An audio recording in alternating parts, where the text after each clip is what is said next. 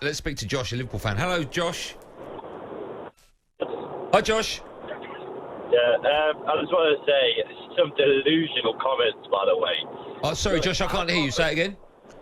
I said some delusional comments coming from you about signing James Scott, whatever his name, for 60 million. No, I'm giving you an example of spending too much money on a decent centre half. Yeah, but the times we're in, like if Liverpool were guaranteed to get fans back in the stadium, get that revenue money back up by a certain date, then I'd agree with you. But we're not in them times now. We've got to be cautious of our spending. And for me last night, I was very frustrated with the performance of the team. But I don't get how Liverpool fans can question Klopp ever, whether that's signing a player or whether it's team selection. How can you judge or disrespect Jurgen Klopp after everything that he's done for our football club? What do you mean? How can I disrespect him? How can any Liverpool fan? I see. Okay. Liverpool fan. Well, he's making mistakes, Josh, isn't he? No, I don't think he is. Well, he said he was. He said yesterday was his fault. That's a mistake. Yeah, because I think that's because listen, that's the type of guy he is. He owns up, like he takes responsibility, and that's why he's where he is. So he is making mistakes. He's the best manager in the world. So he is making mistakes. No, he's covering up why his players not performing. No. What the mistakes he's making is not buying a centre half and then losing someone like Henderson.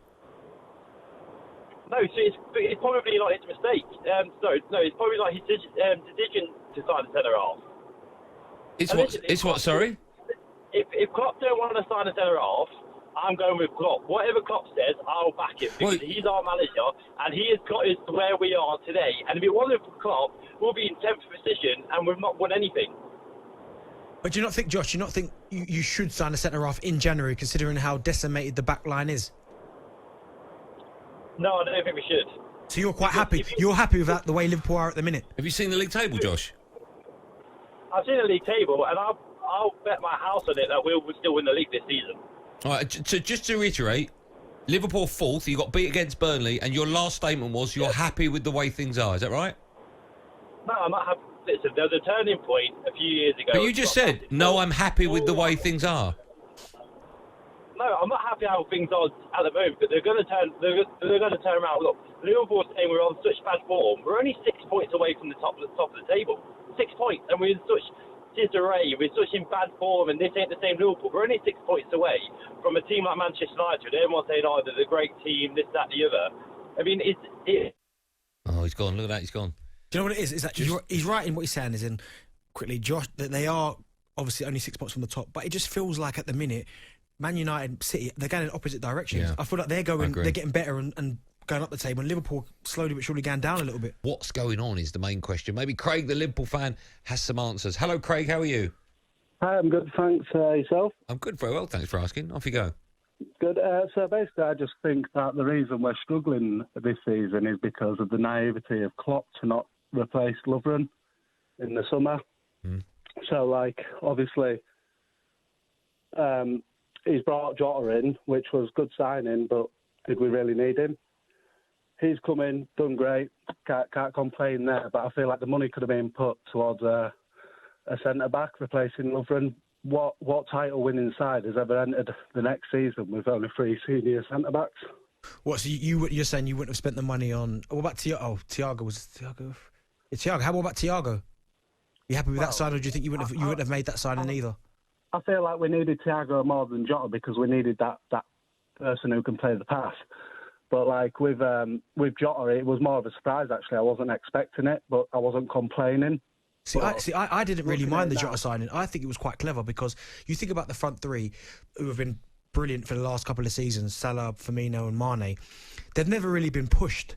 So if they signed Shaqiri, he was never really going to take any of their places. We know what Origi is, a cult hero, scores big goals in big games, but he was never going to get Firmino at the team. But I think Jota, when he came in, he really pressed and he played really well. And I think eventually people were talking about him potentially taking one of the front three's places. So I think that was quite a clever signing.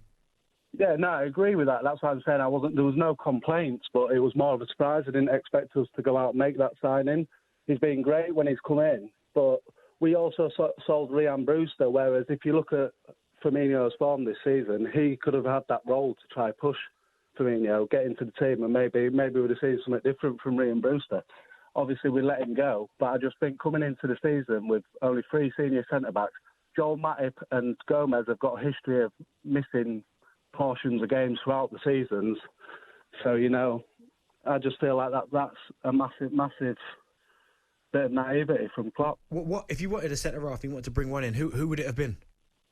Well, I don't know, but surely there's someone out there that we could have brought in for maybe 20 million. Look at Johnny Evans when he's gone to Leicester. He's been solid for them since he signed. Yeah, he has. You could have got him for 6 million. Yeah, exactly, 6 million. He's just Premier League proven.